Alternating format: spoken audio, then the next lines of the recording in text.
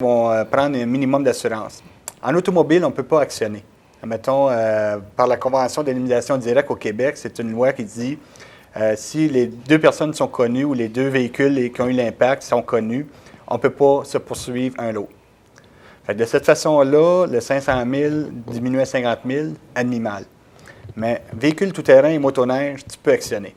Advenant le cas, je ne sais pas, dans les VTT aujourd'hui, il y en a beaucoup. Là.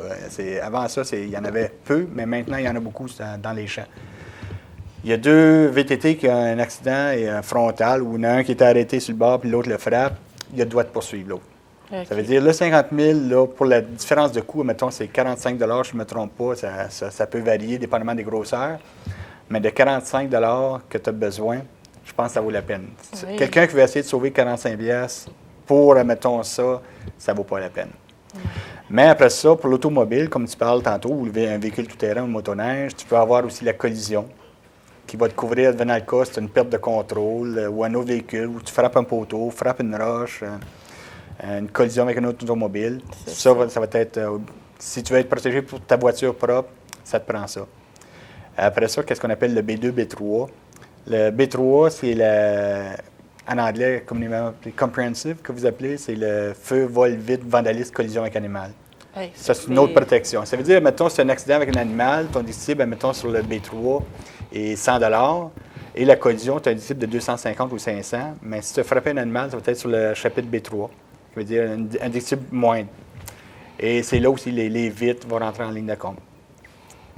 Pour diminuer la prime, il y en a certains aujourd'hui qui vont prendre, mettons, l'avenant 13C. Là, il y a une panoplie encore d'assurance de valeur à neuf 43A qui peut être mise sur un véhicule. Le 13C, c'est, mettons, il y a beaucoup de gens qui vont enlever les bris de vitre. Parce que, on va être honnête, les gens, une fois qu'ils ne sont pas assurés, puis ils vont voir un vitrier, c'est pas la même prime qu'ils vont payer pour se faire changer la vitre. Ah oui. Ils peuvent, mettons, dire, écoute, moi, je ne suis pas assuré, j'ai un Chevrolet Cavalier 1997, ça me coûte quoi changer mon windshield, le pare-brise? Bon, ça te coûte 310 $. Tu es assuré, ils vont nous charger peut-être 500 $, 600 $. C'est des primes fixes qui sont établies d'avance pour les assureurs. Okay. C'est fait de même, on n'a pas le choix.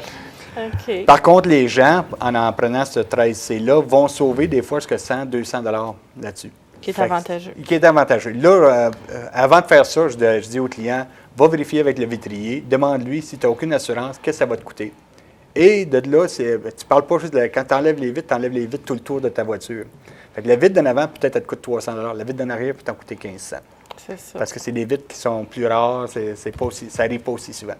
Fait que c'est de vérifier avec ça. Et de là, tu vas prendre une décision, dire, écoute, ça vaut-il la peine de faire gambler là-dessus. Là. C'est ça. C'est toujours un gambling. Hein? L'assurance, on est là pour vous protéger, pour vous remettre dans les conditions que vous étiez auparavant, mais tu dois te prendre, c'est comme à la loterie. On ne veut pas que tu t'en sers, mais à la loterie, on veut que tu gagnes. C'est ça. Mais après ça aussi, un véhicule neuf, mettons, tu peux avoir valeur à neuf là-dessus. Après ça, tu as de l'assurance vie. Exemple, nous autres, chez Promutuel, quelque chose qui est très avantageux, qu'on ne connaît pas ailleurs présentement, on a une assurance vie automatique sur vos polices d'assurance. Qu'il y ait un décès par, mettons, médical, automobile, accident, il y a une assurance vie automatiquement inclue dans votre police qui peut être jusqu'à 5 000 $. Ça, c'est inclus. C'est inclus dans la police. Il ne faut même pas y penser. C'est inclus, il n'y a aucun frais additionnel, c'est inclus à la base. Fait que si demain matin je décède, j'ai une police automobile, une police résidentielle, c'est automatique, il y a un 5 000 $ qui va être signé dans les 48 heures. Wow. Le service est rapide quand même. Mais c'est parce qu'on est un village, un petit village, on se connaît. Quand il arrive de quoi, on essaie de donner le service le plus rapidement possible. OK. Et c'est pas... Mettons, tu dis on est un petit village, donc peut-être dans des grandes villes, ça serait peut-être pas pareil parce que le monde ne se connaisse pas. C'est un avantage. C'est un avantage parce qu'exemple, on peut aller dans une ville un peu plus grosse, comme Rouen, qu'on est là-bas aussi, on est à Rouen, on est dans d'autres régions aussi. On est dans 37 villes en tant que telles présentement. Okay. On peut être dans une ville un peu plus grosse. C'est de connaître les gens aussi. Hein? C'est sûr qu'advenant le cas, si on l'apprend 3 semaines, 1 mois après qu'il y a eu un décès, on va payer quand même aussi, mais c'est parce qu'ici, on se connaît. Moi, mettons, on voit régulièrement, bon, il y a un décès au canal communautaire, on regarde ça. Oui, là, je le vois immédiatement, je demande à y mettre un chèque. Tandis qu'en ville, c'est certain que les gens ne connaissent pas leurs voisins. Mais à un moment donné, mettons, quand ils vont faire le transfert de plaques ou le transfert, mettons, le notarié par rapport, mettons, aux bénéficiaires, Là, ils vont aller voir l'assureur, ils vont dire, écoute, il y a succession, on s'en vient voir, qu'est-ce qu'on peut faire? Ah, il y a eu un décès, ils montrent la preuve de décès, et ils vont faire émettre un chèque. Mais ça peut prendre des fois 1 mois, 2 mois. C'est ça, avant que ça En ville, c'est ça la différence. Oui. Bon. Fait que je pense qu'on a atteint ce que je voulais. D'accord. Ça en a fait beaucoup. Oui. Mais comme je dis, je pense que la meilleure chose à faire, ça va être de te réinviter peut-être dans 1 mois. D'accord. Puis rentrer dans plus de détails pour que le monde y comprenne là, toutes les autres options. Comme tu disais, il y a différents catégories puis tout ça. Je pense que ça va être bon que là, on leur a donné la notion de base. Oui. Peut-être te réinviter pour rentrer dans les plus gros détails. Là, c'est comme beaucoup avalé d'un coup sec. Là. C'est certain, oui. On va leur laisser penser à ça eux-mêmes. Puis on en reviendra là-dessus. Je pense que ça va être la meilleure chose. D'accord. Puis là-dessus, j'aimerais juste dire aux gens, locataires comme propriétaires, comme tout individu qui a, mettons, qui est en loyer ou qui possède un immeuble ou qui possède un bien, vous devez vous assurer. Mettons, c'est pas une obligation, mais on vous recommande fortement de le faire parce que s'il y a un incendie ou un vol ou quoi que ce soit, vous avez une perte. C'est ça. Fait qu'on vous conseille. Puis c'est même comme locataire, juste donner tantôt, on parlait pour la responsabilité civile. Advenant le cas d'un sinistre, exemple, je pense que tu es locataire, toi, Nathalie. Oui, c'est ça. Donner un exemple de ta part. Tu fais la cuisson chez toi. Il arrive quelque chose. Il arrive quelque chose, puis tu t'envoies au téléphone, tu es en train de faire cuire du poisson dans ta poêlonne, puis tout d'un coup, le feu poigne. Tu n'as pas le temps d'éteindre ton feu. Non, là, tu la panique, tu sors dehors. Bon, bien, cause un incendie au bâtiment. Le propriétaire de l'immeuble, lui, il est assuré pour les incendies. OK. L'assureur va payer l'assuré, mettons, du propriétaire. Par contre, l'assureur a le droit de poursuivre celui qui a causé l'incendie. Toi, tu es la cause de l'incendie. Il y a eu une négligence, tu n'as pas surveillé ton chaudron. Okay. Là, on a le droit de revenir te poursuivre.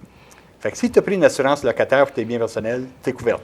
Ah, c'est ça que le monde. La responsabilité civile d'un million va être couverte, va aller te couvrir là-dessus. Par contre, si tu n'en as pas, l'assureur va te poursuivre. Elle va céder soit les salaires, ils vont faire une poursuite directe. Tu as tout perdu tes choses plus. En plus, tu es obligé de payer encore pour plus longtemps. Bon. Malheureusement. On le voit régulièrement, nous, à l'assurance, quand il y a un incendie qui arrive en ville, dans les semaines qui suivent, il y a une augmentation de vente par rapport à des locataires ou propriétaires. Ils réalisent que c'est un besoin. Okay. Mais il faut qu'il arrive un incident semblable pour sensibiliser les gens. Exactement. Oui. OK. C'est comme je dis, je te réinvite. On va en parler plus profondément. Oui, Nathalie. OK. Bon, fait que là, le monde à la maison, vous ne partez pas parce que j'ai quelques petits messages. Premièrement, félicitations pour la vente d'artisanat qui a eu lieu en fin de semaine.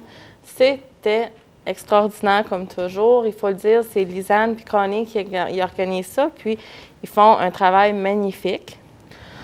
Deuxièmement, si vous ne faites rien en fin de semaine et que ça vous tente de peut-être commencer votre magasinage des fêtes, je vous invite à aller voir Boutique Connie's Home Decor.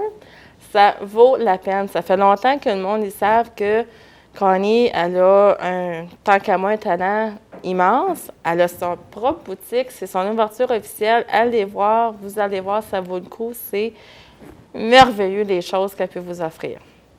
Troisièmement, je fais un retour sur le concours Magasinons chez nous.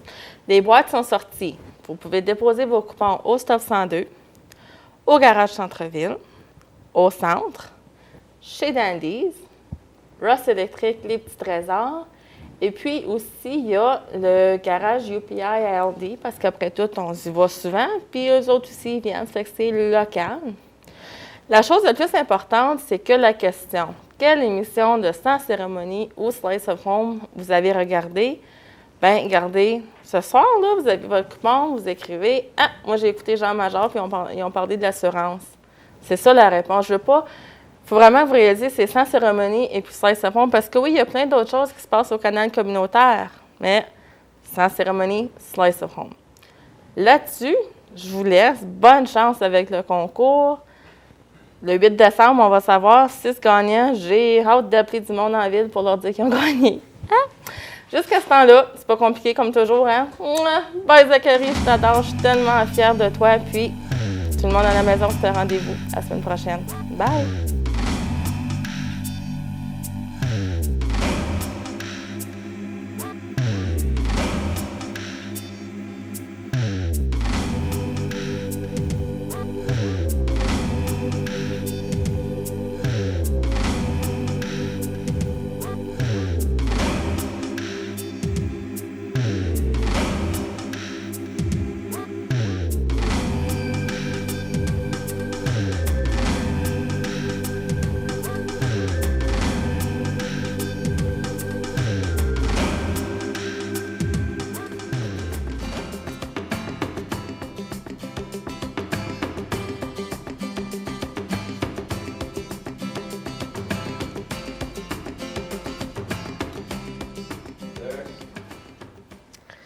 We're back again at Channel 13, A Slice of Home.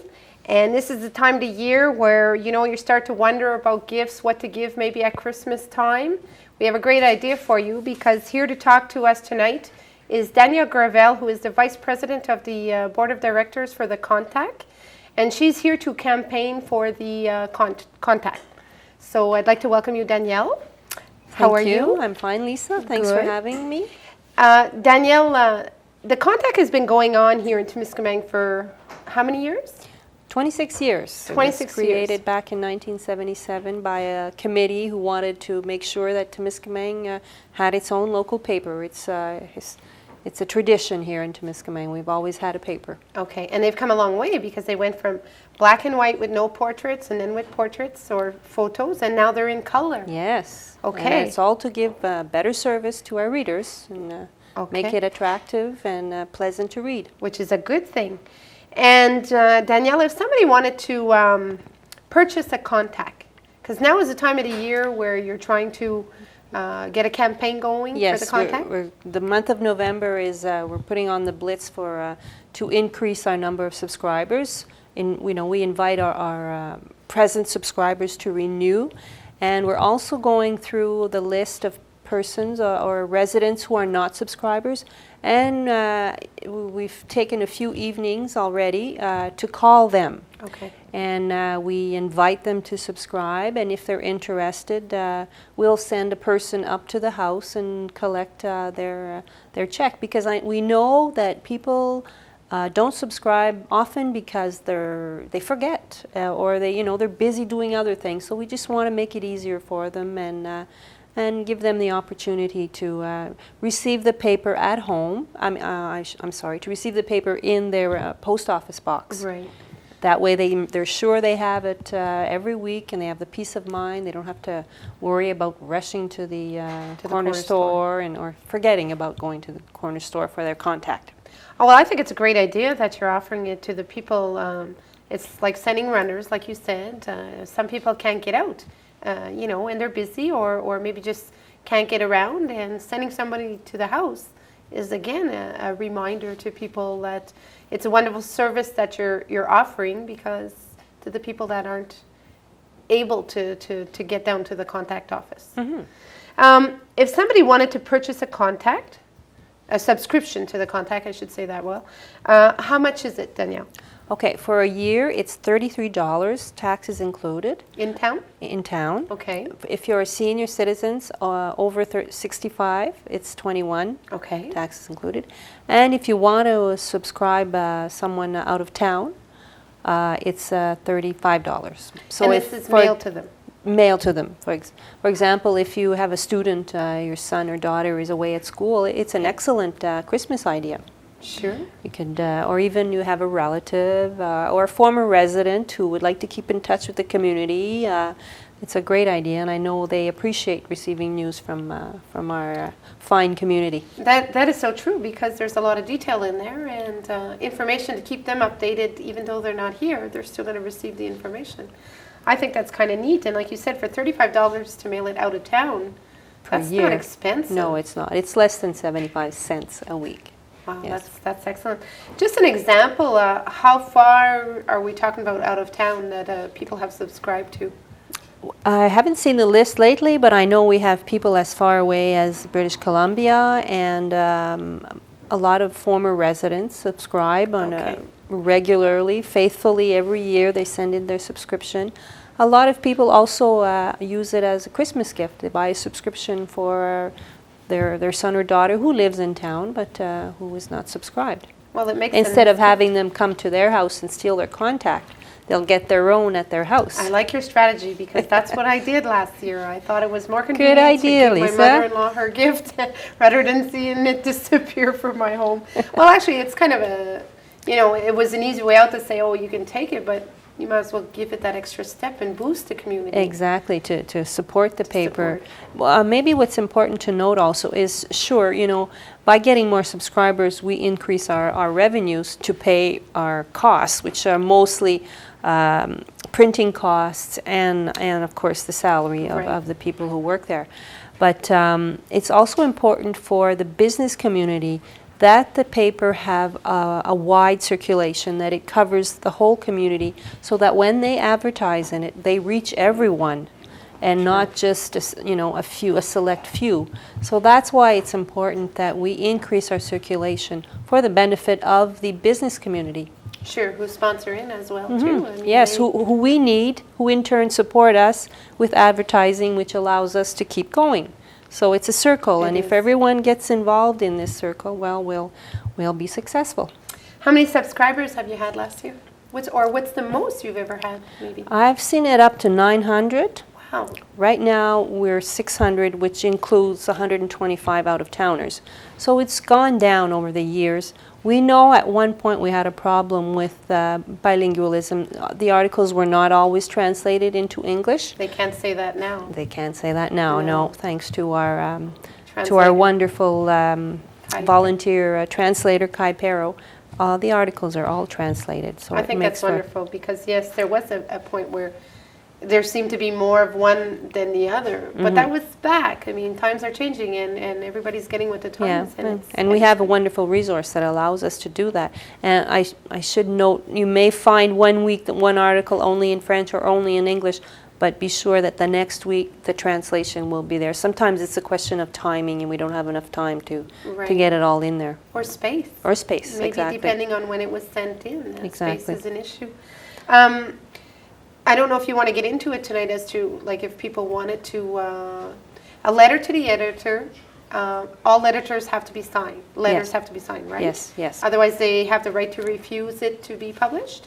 Yes, if the editor finds a problem with the letter, in the sense that if it attacks someone personally and if it's libelous, or if she has any doubt, then she will call the members of the board of directors, and we will read it and either decide together if it can be published. Most letters are published. People know what the limits are. So it's a good opportunity to express your opinion and to get a point across. And so I encourage people to use